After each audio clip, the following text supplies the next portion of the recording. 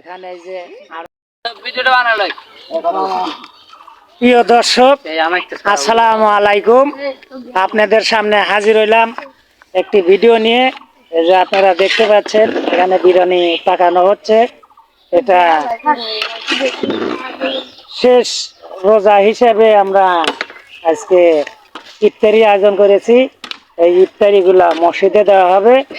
তো আপনাদের কাছে যদি ভালো লাগে অবশ্যই লাইক কমেন্ট শেয়ার করবেন। এখানে যে আরো অনেকেই আছে, এগুলা মানে একজন করে নাই, সবাই মিলে চাঁদা ধরে এটা করা। এটা একজনের করা হয় নাই। এখানে যুবক এবং কিশোর পোলাপান এটা চাঁদা ধরে করা হয়েছে আর কি। তো সবাই ভালো থাকবেন। আসসালামু আলাইকুম।